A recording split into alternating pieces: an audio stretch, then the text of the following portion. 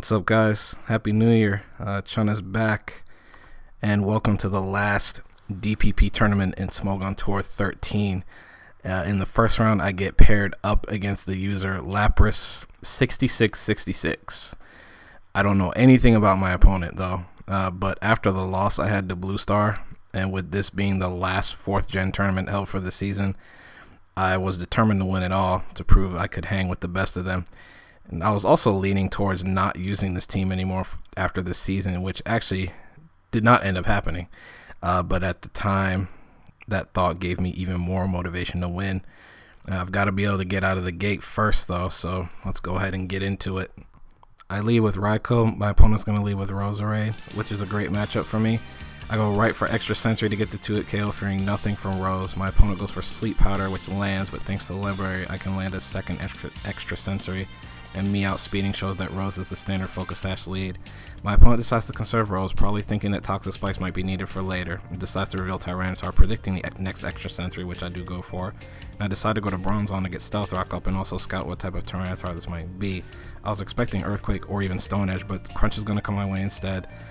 Judging by the damage, looks like it's Scarf, but Crunch did roll max damage after calcing it. And I'm thinking since I revealed Bronze on this early, my opponent would think I would set up Stealth Rock.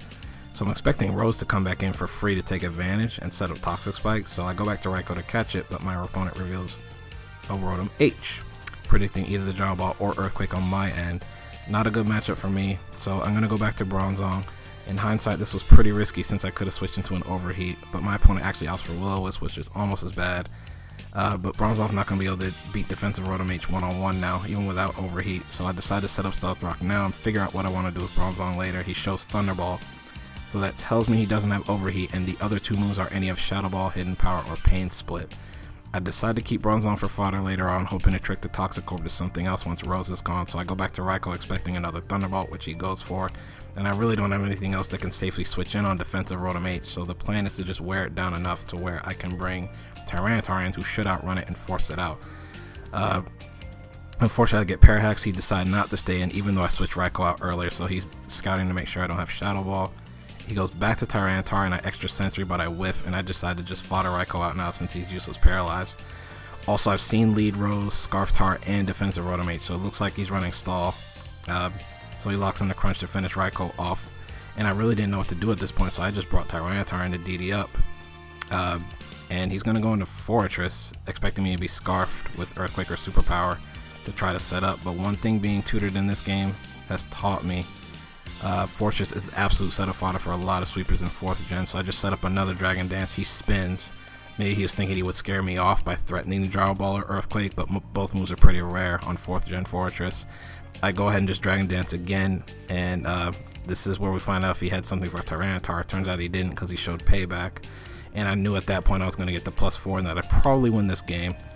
Since he's got Fori, he probably doesn't have Skarmory, and all my coverage moves hit with perfect accuracy, so there's no chance I'm going to miss with Stone Edge because I'm not carrying it. Finally goes to Vaporeon after realizing the hole he dug himself into, but it should have been done 2 turns ago. I go for Crunch thinking it'd clean 1-hit KO at +4, but I don't, and Vappy gets a Surf off before going down to the sand. He reveals Lucario on the flip free switch, but that's going to go down to Earthquake as well, and it turns out he didn't have Bullet Punch, but he showed Extreme Speed instead. It was Life Orb, even though the replayer didn't show it, so it was Swords Dance. So looks like his team is more semi-stall, built around SD Luke to sweep.